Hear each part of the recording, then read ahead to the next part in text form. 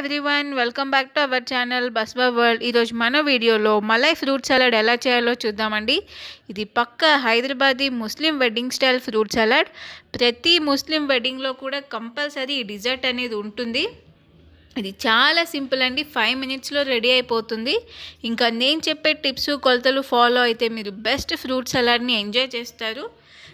Video last వరకు చూడండి, skip చేయకుండా. ఇప్పుడు దీనికి ఏమేమి కావాలో చూసేద్దాం. ముందుగా ఇలా ఫ్రూట్స్ అన్నీ కట్ చేసుకోవాలి. నేను ఇక్కడ 4 బనానాస్ తీసుకున్నాను, 2 పొమగ్రనేట్స్, ఇంకా 1/2 కిలో వరకు గ్రేప్స్, ఇంకా 200 ml పాల మీగడ తీసుకున్నాను.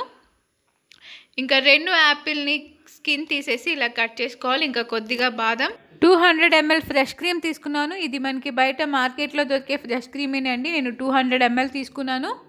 ఇంకా 100 ml వరకు మిల్క్ మేడ్. మీకు ఒకవేళ మిల్క్ మేడ్ దొరకకపోతే మిల్క్ మేడ్ ప్లేస్లో షుగర్ పౌడర్ కూడా వాడుకోవచ్చు.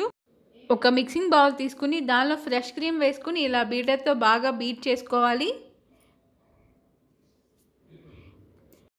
ఇప్పుడు ఆ క్రీమ్లో ఇలా పాలమీగడ వేసుకోవాలి. ఇది మనకి ఇంట్లో ఉండే పాలమీగడ అండి. మీకు ఇంట్లో అవైలబుల్గా లేకపోతే మనకి బయట కూడా దొరుకుతుంది. ఇప్పుడు మిల్క్ మేడ్ కూడా వేసుకుని అవి రెండు కూడా బాగా బీట్ చేసుకోవాలి. చాయిస్ ఆఫ్ ఫ్రూట్స్ అనేది మీ ఇష్టం అండి. దీనిలో మనం ఎన్ని రకాల ఫ్రూట్స్ అయినా వాడుకోవచ్చు. నేను తీసుకున్న క్వాంటిటీ ఆఫ్ ఫ్రూట్స్కి ఈ ఇంగ్రీడియంట్స్ అయితే నాకు కరెక్ట్గా సరిపోతుంది. మీరు తీసుకున్న ఫ్రూట్ క్వాంటిటీని బట్టి మీరు ఇంగ్రీడియంట్స్ని అడ్జస్ట్ చేసుకోండి. అవి రెండు కూడా ఇలా బాగా బీట్ చేసుకోవాలి. అలా బీట్ చేసుకున్న తర్వాత మనం ముందుగా కట్ చేసి పెట్టుకున్న ఫ్రూట్స్ అన్నీ కూడా ఇలా 1 by 1 వేసుకుని ఒకసారి స్పూన్తో కలుపుకుంటే అంతేనండి, మన మలై ఫ్రూట్ సలాడ్ రెడీ అయిపోయింది.